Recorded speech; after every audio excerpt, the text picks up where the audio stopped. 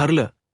तर या मालिकेच्या आजच्या भागामध्ये सायली आणि अर्जुन आता कुलदेवतेच्या देवीच्या मंदिरात आलेले आहे. तेथे आल्यानंतर सायली लहानपणी प्रतिमा हत्या आणि रविराज काका ह्या आपल्या आई-बाबांसोबत तेथे यायची. तेथे आल्यानंतर जे काही घडलेला प्रसंग आहे तो सगळं काही तिला आठवतो आणि त्याबद्दल ती अर्जुनला सगळं काही सांगत असते की तेथे मात्र एक आजी आता जे काही ओटीत सामान आहे तर त्या विकायला बसायच्यात आणि त्यांच्याकडे पेरू वगैरे सगळे काही अगदी मीठ लावलेले पेरू विकायला असायचे.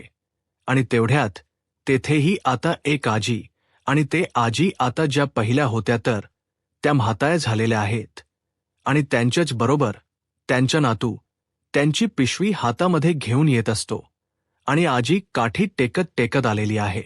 तेव्हा सायली त्या आजींना ओळखते आणि अर्जुनला दाखवते बोट करून की त्या बघा हे तर त्याच मावशी आहेत. पण त्यांचं खूप वय झालं. अर्जुन तिला विचारतो की सायली बायको तू यांना कधी ओळखतेस? आणि सायली मात्र आता तिकडे बोट दाखवते की तेथे गुल्लवाला असायचा पप्पू काका आणि त्यांच्याकडे मात्र ज्या ड्रायफ्रूटच्या गुल्फ्या मिळायच्या तशा गुल्फी या जगामध्ये कधीच कुठेच मिळालेले नाही. आणि त्या गाडीची घंटा वाजवत ते यायचे गुल्फी लेलो असे म्हणायचे. आणि तेवढ्यात मात्र तो गुल्फीवाला तेथे येतो. गुल्फी लेलो असे म्हणत ते पप्पू काका तर लगेच आता अर्जुनला तर अच्छाचा धक्काच बसतो आणि सायली खुश होऊन हसते. आणि अर्जुन विचारतो की बायको या अगोदर तू कधी इथे आलेली आहेस का? त्यावरती सायली म्हणते की अहो छे मी तर आपल्या कुलदेवतेच्या मंदिरात पहिल्यांदाच येते. त्यावर आता अर्जुन म्हणतो की अगं तू तर पहिल्यांदाच येते मग तुला या आजीबद्दल आणि आईस्क्रीमवाल्याबद्दल कसं माहिती? आणि तुला तर येथे एक कांब्यात झाड होतं हे सुद्धा माहिती आहे. हे बघ गाडी बंद पडली होती आणि गाडीमधील मॅपमधील जो रस्ता आहे तर तो सुद्धा काही आपल्याला म्हणजे दिसत नव्हता. तर तूच मला तो रस्ता दाखवत येथे घेऊन आली. हे सगळं तुला कसं माहिती? त्यावरती सायली म्हणते की अहो मी तर तुम्हाला अंदाजाने घेऊन आले. त्यावरती आता अर्जुन विचारतो की म्हणजे इथे काय काय आहे बायको या सगळं काही तुझा अंदाज आहे का? त्यावर सायली म्हणते की हो बहुतेक. अर्जुन म्हणतो की हो कोणत्याही मंदिरासमोर हे आजी गुल्फीवाला आणि हे असे झाडीझोडी असतात हा तर अंदाज आहेच. आणि हे फक्त त्या गुल्लवाल्याचं नाव पप्पूच आहे हे कोणाला माहिती आहे? तेव्हा आता सायली विचार करते आणि म्हणते की हो बरोबर आहे. अर्जुन म्हणतो की चल आता मंदिरात जायचं ते पण सावकाश जायचं चल लवकर.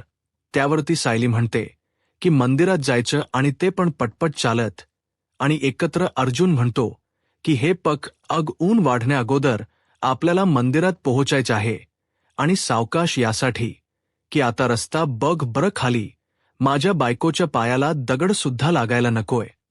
त्यामुळे चल पटपट. आणि तो छत्री धरतोय. सालीला मात्र हसायला येतं. त्यानंतर आता ते त्या आजी जवळ येतात आणि आता आजीला मात्र अर्जुन पूजेच ताट मागतो. तर सायली म्हणते की 2 तिखट मीठ लावून पेरू सुद्धा द्या. आजी सायलीकडे पाहते.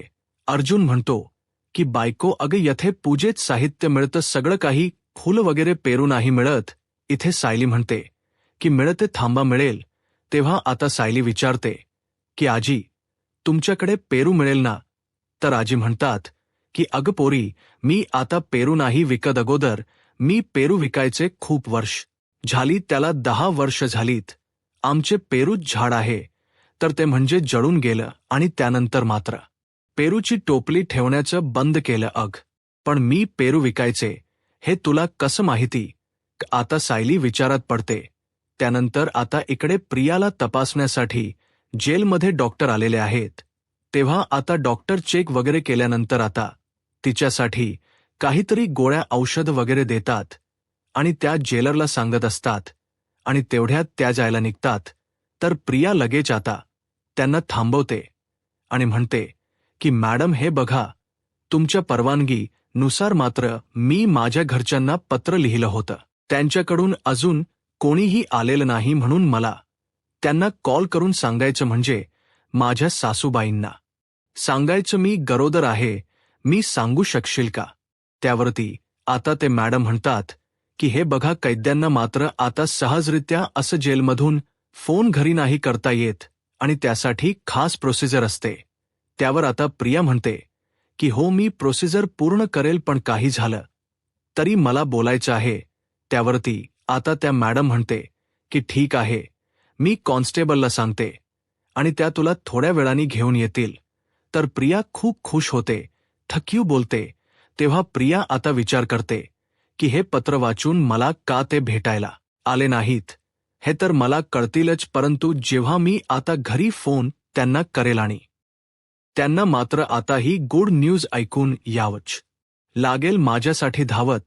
त्यानंतर इकडे अर्जुन सायलीला विचारतो की बायको, अगं यांच्याकडे पेरू विकतात हे तुला कसं माहिती बरं? तेव्हा सायली म्हणते की अहो, मगाशी तुम्ही देवाच्या बाहेर, आपण मंदिराच्या बाहेर होतो तेव्हा हेच म्हणालात की देवा जेथे मंदिर असतात तर तेथे आता हे सगळं काही विकायला असतंच, सारखंच असतं प्रत्येक ठिकाणी.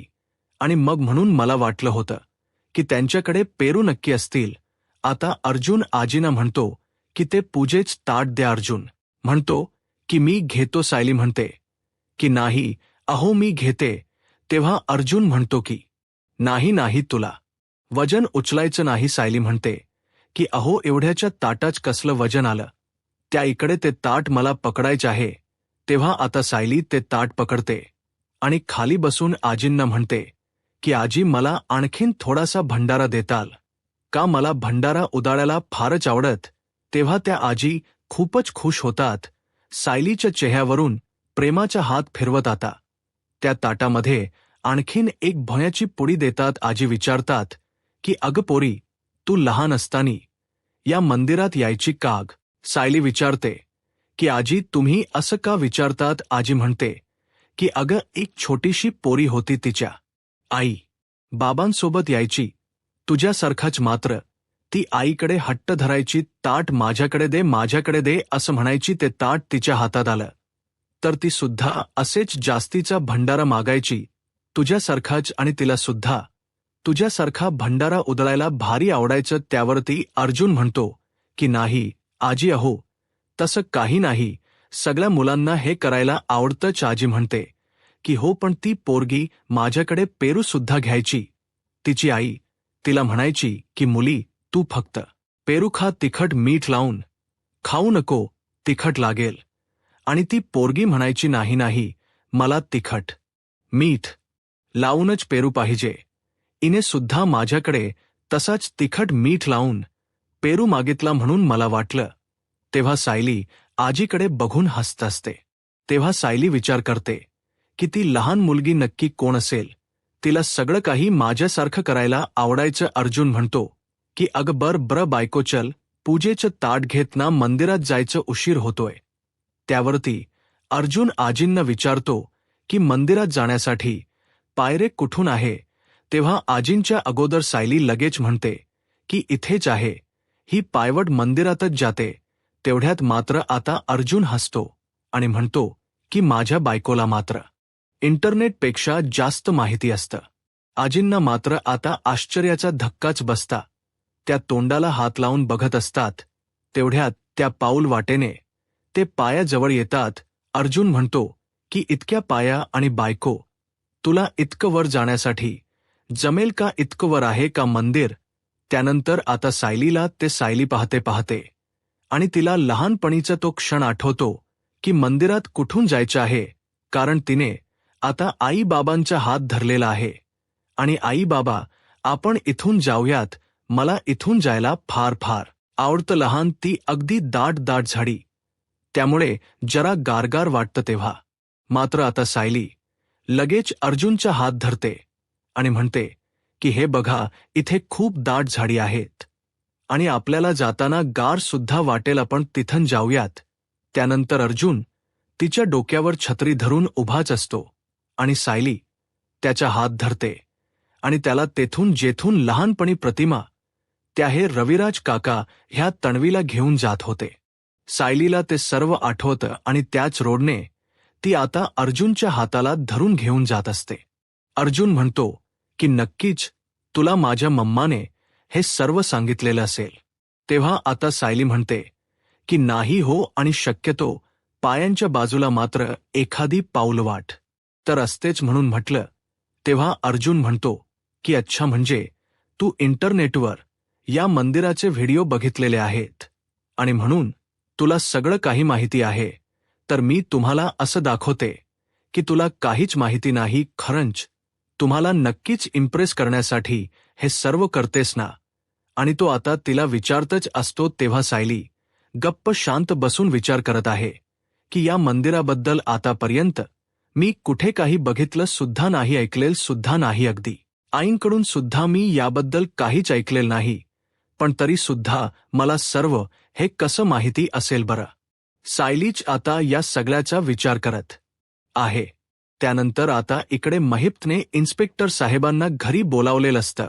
सचिन सुद्धा तेथेच असतो आणि तो आता इन्स्पेक्टर साहेबांना म्हणतोय, ही सगळी माझ्या घरातील हत्यार, आणि कसं आहे की आता मला या हत्यारांची गरज नाही. असं कोणतंही हत्यार मला माझ्या घरामध्ये आता नकोय.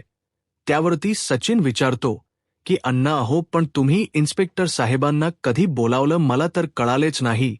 तेव्हा महिप म्हणतो की हे बघ, मला ना माझ्या पापांच्या सगळ्या खुणा मिटवायच्या आहेत. त्यामुळे म्हटलं कशाला वाट बघायची मनात आणलं नी लगेच करून टाकले. तेव्हा इन्स्पेक्टर साहेब हौलदारांना ते सगळं ताब्यात घ्यायला सांगतात आणि तेवढ्यात महिप म्हणतो की इन्स्पेक्टर साहेब, आता 2 साथीदार आहे. महिपचे तेथे उभेच असतात. आता तो ते तर महिपकडे पाहत असतात की महिप असे का वागतो. तर महिप आता इन्स्पेक्टर साहेबांना सांगत आहे की हे बघा, हे 2 साथीदार आहेत. यांनी सुद्धा खूप गुन्हे केलेले आहेत, खून केलेत, माणसांना पळून आणलं, वसुली माणसांचे खून केलेत. त्यामुळे तुम्ही यांना कोर्टामध्ये उभं करा. यांना जी काही शिक्षा होईल तर ती त्यांना भोगून द्या. तेव्हा आता इन्स्पेक्टर साहेब म्हणतात की हे बघा, त्यांना तसं अटक नाही करता येणार. यांना जर अटकच करायची असेल तर त्यांची कंप्लीट करावी लागेल. महिप म्हणतो की मी करतोय, यांच्या कुटुंबाचा सगळा खर्च मी करायला तयार आहे, पण यांना यांच्या गुन्ह्याची शिक्षा मिळायलाच पाहिजे. तेवढ्यात आता महिपचे साथीदार महिपला म्हणतात की अहो साहेब, तुम्ही असं का करतात, आम्हाला कशासाठी जेलमध्ये पाठवितात. हे बघा, मी तुमच्या पाया पडतो, आम्ही ऐकतो. म्हणून ते आता दोघेही हात जोडून त्यांच्या पाया पडत असतात. महिप म्हणतो की हे बघा पोरांनो, ऐका, मी जे काही करतो ना ते सगळं काही तुमच्या भल्यासाठी करतोय. हे बघा, कळलं असेल तुम्हाला, तुम्ही जे गुन्हे केलेले आहेत त्याची शिक्षा भोगा. हे बघा, शिक्षा भोगून आल्यानंतर बाहेर नोकरी धंदा काहीतरी अगदी सरळ हाताने करा, आणि तसंही लागलं तर मी त्यासाठी शिफारस करेल, आणि तोपर्यंत तुमच्या कुटुंबाची सगळी खाण्यापिण्याची सोय होईल. कळलं का. तेव्हा आता सचिन तर हे सगळं काही बघून होंग होतो. तो विचार करतो की हा महिपट डोक्यावर पडला की काय.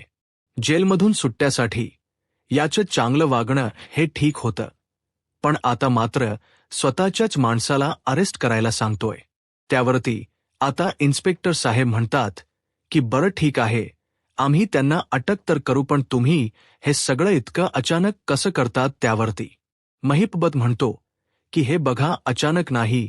हे बघा, जेलमध्ये मी राहिलो तेव्हा मी खूप काही शिकलो, आणि त्या अंधारात मी राहिलो, आणि हे बघा, तेथे मात्र अंधारात राहिल्यानंतर तेथे मात्र त्या मनशांतीमुळे मला मात्र त्या एका प्रकाशाकडे नेण्यात आलं. त्यामुळे मला त्या अंधाराच्याऐवजी आता शांत जगण्याची अगदी हौस लागलेली आहे. कारण मला आता अगदी आजूबाजूला गोळ्यांचे आवाज, बंदुकीचे आवाज असं काहीही नको माझ्या आजूबाजूला. फक्त मला भजन आणि कीर्तन यांचेच आवाज ऐकायला हवे आहेत. आणि देवाला हात जोडतो आणि म्हणतो की देवा, माझ्याकडे लक्ष दे. तेव्हा तसा हा सचिन तर बघत आहे की हा महिप डोक्यावर पडला की काय का असा वागत असेल. सचिनला मात्र आता या महिपतच वागणं खटकत. त्यानंतर सायली इकडे मंदिरात अर्जुनला त्या पायवाट्याने घेऊन येत असते आणि लहानपणीच सगळं काही सांगते की खूप काही दाट झाडी होती आणि अगदी बावळीच एकता आरण्य जंगल सुद्धा होतं. तेव्हा आता अर्जुन म्हणतो की थांब थांब, आपण आता पाणी पिऊयात. तेव्हा अर्जुन तिला आपल्या बॉटलमधील पाणी प्यायला देतो आणि आता पाणी वगैरे पिऊन झाल्यानंतर दोघेही आता परत मंदिरात जायला निघतात. तेव्हा अर्जुन म्हणतो की अगं बायको, तू तर आतापर्यंत इथे आलेली नाही, मग तरी सुद्धा तुला बॅच काही गोष्टी माहिती आहे. तेथे मात्र आता सायलीला मात्र ते इच्छापूर्ती मंदिर दिसतं, जेथे लहानपणी ती रविराज काका आणि प्रतिमा आता यांच्यासोबत रोज कायम यायची आणि तेथे आता तो श्लोक वगैरे म्हणायची. आणि सायली मात्र आता इच्छापूर्ती गणपतीच्या त्या झाडाखाली मंदिर आहे तर तेथे उभी राहते, सारखी पाहत असते. अर्जुन विचारतो की बायको, अगं तू इथे का थांबलीस? तेव्हा सायली म्हणते की अहो हे बघा, येथे इच्छापूर्ती मंदिर आहे. आता अर्जुन म्हणतो की नाही अग, इथे काही नाही, इथे फक्त पान आहेत, आपण मंदिरात जाऊयात. तेव्हा सायली म्हणते की नाही, खरंच इथे एक मंदिर आहे गणेशाचं. तेव्हा आजूबाजूचे जे काही दर्शनासाठी आलेले लोक आहेत, भाविक, ते सगळे काही आता तिथे उभे राहतात आणि सायली आणि अर्जुनकडे पाहत असतात. तेव्हा तो सायली म्हणते की थांबा, मी तुम्हाला दाखवते, आता आहेस तिथे मंदिर. अर्जुन म्हणतो की थांब थांब थांब, आणि तेव्हा तो पिशव वगैरे आहे तर तो खाली ठेवतो. सायली आता तेथे त्या झाडाखाली बसलेली आहे. तेव्हा आता सायली मात्र हाताने ते पालपाचं मागे घ्यायला जाते, परंतु अर्जुन म्हणतो की नको, तुझ्या हाताला लागेल, म्हणून तो तिला हातामध्ये घालण्यासाठी ग्लोव्ज देतो. तेव्हा आता तिथे काही चुडपी उभी आहेत आणि ते सगळं काही आता सायली आणि अर्जुनचंही बघत आहेत. ती बाई लगेच आपल्या नव्याला म्हणते की बघितलंस का हो, तिचा नवरा किती काळजी घेतो आपल्या बायकोची. आणि तेवढ्यात दुसऱ्या ताई म्हणतात की खरंच पोरी, तू खूप नशिबान आहे, असा नवरा सगळ्यांना नाही मिळत. तेव्हा अर्जुन हसतो. अर्जुन हसून म्हणतो की ऐकलंस का बायको, अग तुझ्या नव्याला मात्र त्या सगळ्यात जास्त वेस्ट नवरा म्हणतात. सायली म्हणते की तुम्ही बसा, तुमचे कौतुक ऐक्यात, मला हे करून द्या. म्हणून सायली आता तू पालाला बाजूला, सगळं काही बाजूला घेते. अर्जुन म्हणतो की थांब, मी तुला मदत करतोय. म्हणून अर्जुन सुद्धा हातामध्ये ग्लोव्ज घालतो आणि सायली तोंडाला आता कार्प वगैरे बांधून ते सगळे काही साफसफाई करत असतात. आणि तेवढ्यात तेथे आता ते खरंच गणपती बाप्पांची मूर्ती दिसते.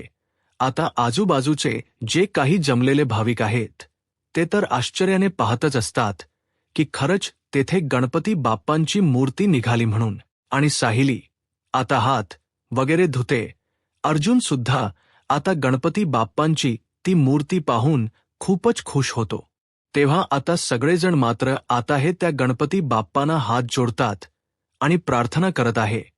आणि सगळेजण मात्र आता हे बघतच आहे, हात जोडून देवाच्या पाया पडतात. सायली अर्जुन आता श्लोक म्हणतात आणि गणपती बाप्पा मोरया असं म्हणून आता सगळेजण त्या देवाला नमस्कार करतात. तेवढ्यात आता एक दुसरा भाविक आहे, ते म्हणतो की खरंच थक्यू बर का ताई, मी खूप वर्षापासून ह्या मंदिरात येतोय, परंतु मला हे गणपती बाप्पाबद्दल काहीच माहिती नव्हतं. आज मला तुमच्यामुळे हे सर्व कळाले की येथे मंदिर आहे म्हणून. तेव्हा आता सगळेजण मात्र त्या देवाच्या पाया पडतात, फुलं वगैरे वाहतात. सायली आणि अर्जुन पाया वगैरे पडून आता आपल्या पेशवा वगैरे घेऊन पुन्हा आता मंदिरात यायला निघतात. त्यानंतर आता इकडे कल्पना आणि विमलताईंची सगळी काही तयारी सुरू असते. प्रताप म्हणतो की अगं कल्पना, अर्जुनचा मेसेज आलेला होता, मंदिरात पोहोचले सुद्धा. आता कल्पना म्हणते की हो ना, बरं झालं वेळेत पोहोचलेत, कारण आता कसं आहे की सायलीला ऊन नाही लागणार. आणि तेवढ्यात विमलताई म्हणतात की वहिनी, अहो सायली ताई घरात नाही, घर किती शांत शांत वाटतं ना. नाही नाही तर अर्जुन दादांच कसं आहे की घरवर बायको बायको बायको म्हणून ओरडत असतात. कल्पना सुद्धा खूपच हसते आणि म्हणते की हो ना, अगदी खरं आहे. आता प्रताप म्हणतो की अग पूर्णही नाहीत का? विमलताई म्हणतात की हो, मी त्यांना सांगितलं जेवायला यायला. आणि त्या येतातच तेवढ्यात आता अस्मिता मात्र कल्पना आणि विमलला आवाज देते आणि आवाज दिल्यानंतर पटकन इकडे या असं म्हणते. तर कल्पना म्हणते की काय झालं, अस्मिताचाच आवाज आहे ना, का बोलवलं असेल. आणि तेवढ्यात मात्र आता ते दोघे अस्मिताच्या रूममध्ये जातात. तर प्रतापला फोन येतोय आणि फोनवर तो बोलत आहे फाईलवर गर कशातरी बद्दल. त्यानंतर आता अर्जुन आणि सायली त्या पाऊल वाटेने येत आहेत. आता अर्जुन विचारतो की मला एक गोष्ट सांग बर, बायको इथे कुठे बसायला जागा आहे का? परंतु तुला आरामाची गरज आहे, आपण जरा वेळ बसूयात. तेव्हा आता सायली म्हणते की अहो येथे तर जागा नाही, परंतु पुढे गेल्यानंतर बर्फाचा गोळा विकणारे एक काका आहेत आणि तेथे मात्र झाडाचा पार आहे, त्या पारावर आपण बसूयात. तेव्हा अर्जुन म्हणतो की अगं काय बोलतेस बायको, इथे कुठे बर्फाचा गोळा विकणारे काका असतील, आणि अशी लोक आहेत तर नॉर्मली मात्र ती मंदिराच्या बाहेर गेटजवळ असतात, आता आतमध्ये कुठे असतील ते. सायली म्हणते की अहो तुम्ही चला तर खरं बघा पुढे काय आहे ते. अर्जुन म्हणतो की बरं ठीक आहे चलानी. तो छत्री धरून आता तिला मंदिरात घेऊन येतोय. त्यानंतर पूर्णाजी आता बाहेर जेवायला येतात, पण बाहेर डायनिंग टेबलवर कोणी नसतं. तेव्हा आता पूर्णाजी म्हणते की अरे जेवणाची तयारी सगळी झालेली आहे आणि इथे तर कोणीच नाही, सगळेजण मात्र कुठे गेले असतील. त्यानंतर मात्र आता अर्जुन आणि सायली इकडे मंदिरात येतात आणि तेथे बर्फ विकणारे जे काही गोळा विकणारे काका आहेत तर ते समोर दिसतात. तर आता अर्जुन विचारतो की अरे या मंदिराबद्दल मलाच काही माहिती नाही, पण तुला कसं माहिती हे सर्व? त्यावरती आता सायली म्हणते की अहो हे बघा, परत मला तुम्ही तेच विचारू नका, चला मलाला आता गोळा खायचा आहे. तेव्हा अर्जुन म्हणतो की गोळा आणि तुला अजिबात नाही मिळणार. सायली म्हणते की का मिळणार नाही? तेव्हा अर्जुन म्हणतो की अगं बघ, अगं ती रस्त्यावरची गाडी आहे, पाणी वगैरे कुठलं वापरतात आपल्याला काय माहिती, आणि जर बाळाला सर्दी झाली तर. तेव्हा आता सायलीला खूप हसायला येतं. अहो पोटात कधी बाळाला सर्दी होते का हो, काही कसं बोलता हो तुम्ही? तेव्हा अर्जुन म्हणतो की नाही, मी नाही घेणार. तर सायली म्हणते की हे बघा, मला बर्फाच्या गोळ्याचे डोहाळे लागलेले आहेत असं समजा, आणि ते डोहाळे पुरवात चला लवकर. अर्जुन म्हणतो की नाही, हे बघ, तुला बाहेरचं खाणं अलाउड नाही. तेव्हा सायली म्हणते की अहो असं काय करतात तुम्ही, माझ्या तोंडाला पाणी सुटलेलं आहे, त्याचा विचार करा ना तुम्ही. मी काहीच ऐकून घेणार नाही, ते काही नाही, मला बर्फाचा गोळा खायचा म्हणजे खायचाच. अर्जुन म्हणतो की नाही, ते बघ, त्याकडे लिंबू पाणी आहे, आपण लिंबू पाणी पिऊयात. तेव्हा आता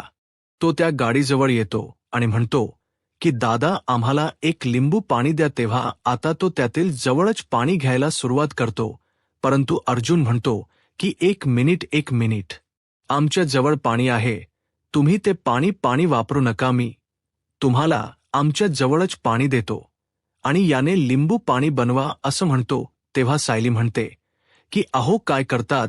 अर्जुन म्हणतो की काळजी घ्यायला नको का? त्यानंतर मात्र इकडे प्रियाला घरी फोन करायचा असतो. कल्पनाच्या मोबाईलवर सगळी काही प्रोसिजर पूर्ण होते.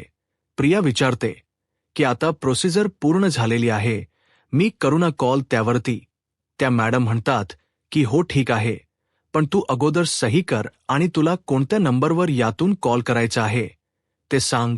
तेव्हा आता प्रिया म्हणते की हा नंबर आहे तर तो माझ्या मिस्टरांचा आहे, हे बघा मला त्यांच्याशी नाही तर माझ्या सासूबाईंशी बोलायचं आहे, खालचा नंबर आहे ना तो सासूबाईंचा आहे. त्यावरती आता ते मॅडम कॉन्स्टेबलला म्हणतात की ठीक आहे, यामधून हा कॉल काढा आणि यांना कॉल करून द्या, आणि त्या प्रियाला घेऊन आता तिथे फोन करायला येतात. तेव्हा आता प्रिया तिथे येते.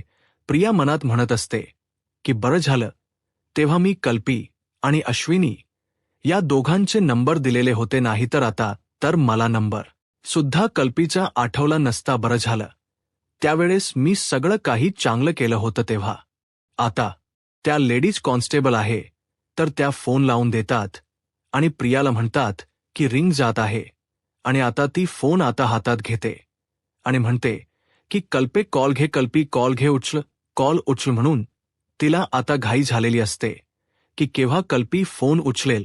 त्यानंतर अर्जुन आणि सायली त्या बर्फाचा गोळा असणाऱ्या गाडीजवळ आहेत. सायली त्यांना विचारते की अरे दादा, इकडे कोणी अगोदर या गाडीवर दुसरे काका असायचे का? तो दादा म्हणतो की हो, ही गाडी माझे बाबा चालवायचेत, पण कोविडच्या काळामध्ये ते गेले आणि त्यानंतर मात्र ही गाडी मी चालवायला घेतली. तेव्हा तो दादा विचारतो की पण तुम्ही माझ्या बाबांना कसं ओळखत? तेव्हा आता सायली म्हणते की ओळखत नाही. तर अर्जुन विचारतो की तू मग असं यांना का विचारते? ऑन द वे हे कनेक्शन तुला कसं माहिती? आणि परत तो विचार करतो आणि म्हणतो की अच्छा, तू लहान असानी मात्र बधू भाऊंच्या सोबत इथे आली असेल म्हणून तुला हे सगळं काही माहिती आहे बहुतेक, म्हणूनच तू माझी मस्करी करत आहेस. यावरती सायली म्हणते की अहो, मी तुम्हाला कसं सांगू की या अगोदर मी खरंच इथे नाही आलेले. तेव्हा आता सायली आपल्या मनातच विचार करते की खरंच या अगोदर मी खरंच इथे कधीच आलेली नाही, पण तरीसुद्धा मला असं का वाटतं येथील ही सर्व जागा, झाडी वगैरे सगळं काही माझ्या ओळखीचं का वाटत असेल. तेव्हा अर्जुन आता त्या दादाला 2 लिंबू पाणी बनवायला सांगतो, जे मी पाणी दिलेलं आहे त्याने बनवत. तेव्हा सायली म्हणते की अहो, आपल्याकडील पाणी का देतात? कोणी असं करतं का? तेव्हा अर्जुन म्हणतो की हो, मी करतोय, आणि तुला लिंबू पाणी हवं आहे ना, तर मिळेल, आपल्या घरच्या पाण्याने बनलेल तुला मिळेल. तेव्हा सायली म्हणते की काय हो तुम्ही पण? तेव्हा आता अर्जुन त्या मुलाला म्हणतो की अरे अरे, लिंबू धुवून घ्या अगोदर लिंबू. सायली म्हणते की तुम्ही फार अति करतात. अर्जुन आता त्याला म्हणतो की अरे, चाकू सुद्धा धुवून घे ना लिंबू कापण्या अगोदर. तेव्हा सायली अर्जुनकडे रागाने पाहत असते. तर अर्जुन म्हणतो की बाळाला काही सर्दी वगैरे व्हायला नको. आता सायली त्याच्याकडे पाहते तर इकडे आता पूर्णही सगळेजण कुठे गेले असतील म्हणून पाहत असते आणि तेवढ्यात ती सोप्यावर बस चाला येते. परंतु आता कल्पनाचा फोन तेथेच असतो.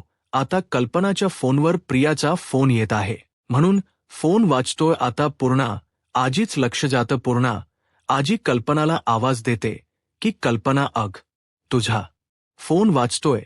तर कल्पना आवाज देते की पूर्णाई, कोणाचा कॉल आहे? तेव्हा आता पूर्णाई चेक करते आणि म्हणते की माहिती नाही, अग अननोन नंबर आहे. तेव्हा आता कल्पना आतून आवाज देते की पूर्णाई, जरा बघता का, मी बाळाला घेतलेला आहे. तेव्हा आता पूर्ण म्हणते की बरं घेते, आणि पूर्णाई आता फोन घेते तर हॅलो म्हणते आणि कोण बोलत आहे असं विचारते. तेव्हा आता प्रियाला इकडे समजत की नक्की पूर्णाही आहे आणि या म्हातारीने माझा कॉल घेतला म्हणून देव माझ्या बाजूने दिसतोय. तिला तर आनंदच होतो आणि ही तर कल्पीच्या अगोदर विरघळेल असं आता प्रियाला वाटतं. पूर्णाजी हॅलो हॅलो करत असते तर प्रिया खुश म्हणते की हॅलो पूर्णाजी. अग मी प्रिया बोलते, तुझी तन्वी. तेवढ्यात आता पूर्णाजीला धक्काच बसतो. पूर्णाजी म्हणते की तन्वी. तर प्रिया म्हणते की पूर्णाजी, अग प्लीज प्लीज तू फोन ठेवून नकोस, प्लीज माझं ऐकून घे. हे बघ अग, हे मला मान्य आहे पूर्णाजी की मी तन्वी बनून तुमची खूप मोठी फसवणूक केलेली आहे, पण हे पण पूर्ण अगं मला मिळायची आहे ती शिक्षा मिळाली आहे. हो असेल तर तू कधीही मला माफ करू नको. सायलीने जेव्हा मला लाथा मारून घराच्या बाहेर काढलं तेव्हाच मात्र मी माझा धडा शिकले. मला माझे खरं काही चूक समजली. प्लीज अगं प्लीज, मला आणखीन शिक्षा नकोय. आणि तेवढ्यातच मात्र पूर्णाजीला आता चक्कर यायला सुरुवात होते. पूर्णाजी तेवढाच आता तिच्या हातातील मोबाईल खाली पडतो आणि ती चक्करून तेथे सोफ्यावर पडते. तेव्हा इकडे प्रिया म्हणते हॅलो हॅलो प्लीज प्लीज. अगं पूर्णाजी, माझं बोलणं ऐकून. अग पूर्णाजी, मी गरोदर आहे. अश्विनच मोल माझ्या पोटात आहे. अश्विनच्या बाळा आई मी होणार आहे. प्लीज अग पूर्णाई प्लीज. आणि तेवढ्यात फोन खाली पडलेला असतो आणि पूर्णाई बेशुद्ध झालेली आहे. प्रियाच हे जे काही आता गुड न्यूज आहे ती काही पूर्णाईने ऐकलेली नसते. प्रियाचं बोलणं सुरूच असतं की अगं पूर्णा आजी, तू पंजे होणार आहेस, त्यामुळे प्लीज अगं आजी, तुझ्या नाच सुनीला आणि तुला येथून घेऊन जा प्लीज आणि प्लीज तू काहीतरी कर. अर्जुनला समजाव आणि तो मला काहीतरी पुराव्याच्या आधारे नक्की सोडेल. त्यामुळे प्लीज तू त्याला सांगशील ना. आणि पूर्णाजी, तू काढशील ना मला इथून बाहेर. Hello Purnaji, hello. अग प्लीज बोल ना काहीतरी. तू सोडवशील ना मला इथून. आणि तेवढ्यात लेडीज कॉन्स्टेबल प्रियाच्या जवळ येतात आणि प्रियाचं बोलणं सुरू असत की पूर्णाजी, तू सोडवशील ना पूर्णाजी. अग माझं ऐकून घे. पण तिकडे पूर्णाजी काही न ऐकत ती बेशुद्ध पडलेली आहे. प्रियाला असं वाटत की पूर्णाजी ऐकते. आणि तेवढ्यात लेडीज कॉन्स्टेबल प्रियाच्या हातातील मोबाईल हिसकावून घेतात आणि प्रियाला म्हणतात की वेळ संपलेली आहे. 3 मिनिटाचीच कॉलला परवानगी मिळाली होती, त्यामुळे आता वेळ संपली. तेव्हा आता प्रिया डोक्याला हात लावते. या म्हातारीने सगळं काही ऐकलं असेल ना. ती मला सोडवायला येईल ना. आणि त्यानंतर प्रताप मात्र आता फोनवर बोलून खाली येतच असतो, ती फाईल वगैरे शोधून. आणि तेवढ्यात मात्र पूर्णही मात्र खाली पडलेली त्यांना दिसते. तेव्हा आता प्रताप बघतो तर त्याला धक्कात बसतो. त्याच्या हातातील मोबाईलच खाली पडतो. आणि तेवढ्यात कल्पना आणि विमलताई सुद्धा धावतच येतात. प्रताप जोरात आता पूर्णही असं ओरडतो कल्पना आणि विमलला मोठा धक्का बसतो. त्यानंतर मात्र आता इकडे सायली आणि अर्जुन मंदिरात आलेले आहे. आता ते देवी आईच दर्शन घेत आहे.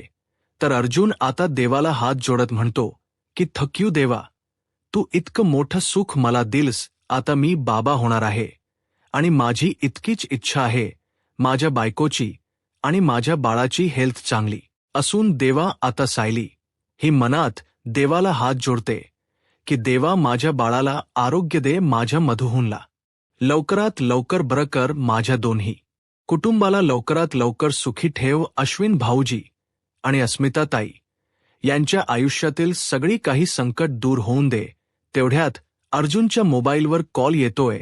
अर्जुन सायलीला खुणावतो की मी फोन घेतो, बाहेर आहे. तर अर्जुन सायली दर्शन वगैरे घेतात. अर्जुन लगेच फोन घेऊन बाहेर जातो. सायली आता मनोभावाने देवाला हात जोडून प्रार्थना करत आहे. तेव्हा मात्र आता ह्या एकाही खंडेरायाच्या मंदिरात आता सायली आणि अर्जुन आलेले आहे. देवाचं दर्शन वगैरे घेऊन मात्र आता सायली आता त्या मल्हार देवाला हात जोडून आता उभी राहते, डोळे बंद करते. आणि तेवढ्यात तिथे तिला आता लहानपणीचा तो भूतकाळ पुन्हा आठवतो की एळकोट एळकोट जय मल्हार. आणि सायलीला मात्र ती लहानपणीची तन्वी पुन्हा दिसते. सायलीला सगळं काही स्पष्ट आठवतं. सायली मात्र डोळे बंद करून तिला ते आठवत आहे. आणि तेवढ्यात तिच्या मोबाईलची रिंग वाजते. तेव्हा सायली भानावर येते आणि डोळे उघडून आपल्या पिशवीतील मोबाईल पाहते. सायली आता फोन घ्यायला बाहेर येते. फोन उचलते, हॅलो म्हणते. प्रतिमत्याचा फोन असतो. प्रतिमत्या विचारतात की सायली, अगं मी तुला ते गर्भसंस्काराच्या पुस्तकाबद्दल सांगितलं होतं, मला मिळालं. तू घरी आहेस का, मी तुला देते. तेव्हा आता सायली म्हणते की नाही प्रतिमात्या आहो, आम्ही कुलदेवतेच्या दर्शनासाठी आलोय आणि सकाळीच निघालो आहेत.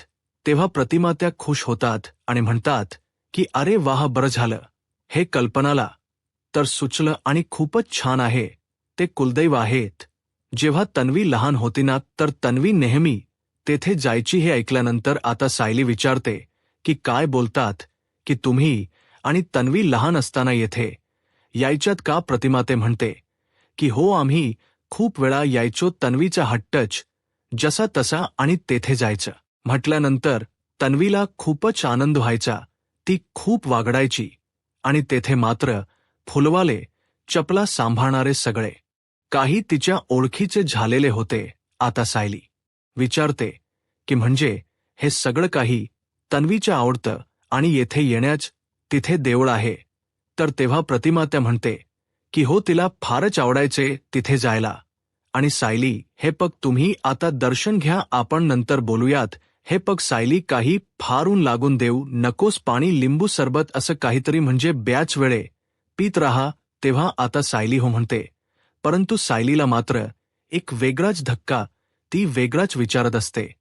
म्हणजे तन्वी येथे यायची तेव्हा सायली पुन्हा मंदिरात येते आणि खंडोबाचे दर्शन घेते, तेव्हा आता ती देवाला हात जोडून पुन्हा म्हणते की देवा, मी पूर्णा आजीला म्हणजे तन्वी म्हणण्याच जे काही नाटक करत आहे तेव्हापासून मला माझ्यासोबत हे नक्की काय घडत आहे आणि मी तन्वीला आवडणाऱ्या मंदिरात कसे आले, ते मला दिसणारी ती पाटमोरी मुलगी खरंच तन्वी असेल का आणि ती मला का दिसत असेल, जोपर्यंत मला धड काही कळत नाही तरी आता मग हे सर्व कुणाला म्हणजे यांना आणि या सगळ्या काही घडलेल्या घटना माझ्यासोबत घडत आहे, या सगळ्या काही विचित्र भासाबद्दल मी आता सगळ्यांना कसं सांगू आणि देवा, आता तूच मला माझ्या प्रश्नांची उत्तर देवा, मला कोणता तरी असा काहीतरी संकेत दे.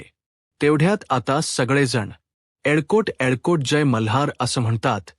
तेवढ्यात खरंच खंडेरायाचा चमत्कारच होतो. एळकोट एळकोट जय मल्हार असे गोंगळी घेणारे एक बाबा तेथे येतात. सगळेजण त्यांच्या पाया पडतात. सायली त्यांच्याकडे पाहतच असते, तेव्हा ते बाबा सायलीच्या जवळ येतात. तेवढ्यात ते बाबा आता ते सायली समोर येऊन उभे राहिल्यानंतर सायली त्यांच्याकडे पाहत असते. बाबा म्हणतात की मुली, बऱ्याच प्रश्नांची उत्तर तू शोधतेस नाळे मिळणार. तुझ्या सगळ्या काही प्रश्नांची उत्तर तुला लवकरच मिळणार, मात्र ती उत्तर तुला शोधावी लागतील. बालपणापासून जे जे काही तू गमावलेलं आहेस ते सगळं काही तुला परत मिळणार आहे. एवढं पुण्य तू कमवलेलं आहेस. सत्याच्या शोधात मात्र तुझं सुख तुला आपोआप सापडेल. देव तुझं भलं करो. एळकोट एळकोट जय मल्हार. ते बाबा मात्र आता सायलीच्या हातामध्ये एक खोब्याची वाटे देतात आणि एळकट एळकोट एळकोट जय मल्हार असं म्हणत निघून जातात. सायली मात्र आता देवाला पुन्हा हात जोडते आणि तेवढ्यात अर्जुन तेथे येतो, देवाला हात वगैरे जोडतो आणि सायलीला म्हणतो की बायको, दर्शन झालं ना मनासारखं, आता आपण निघूयात.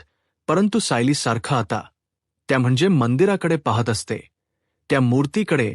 तेव्हा मित्रांनो, आता हा भाग येथे संपतो. पुढील भागामध्ये अर्जुन आणि सायली आता गाडीतून घरी येत आहे. अर्जुन विचारतो की मला आता बायको, खरं सांग, मम्माने मात्र तुला या मंदिराबद्दल सर्व काही सांगितलेलं होतं.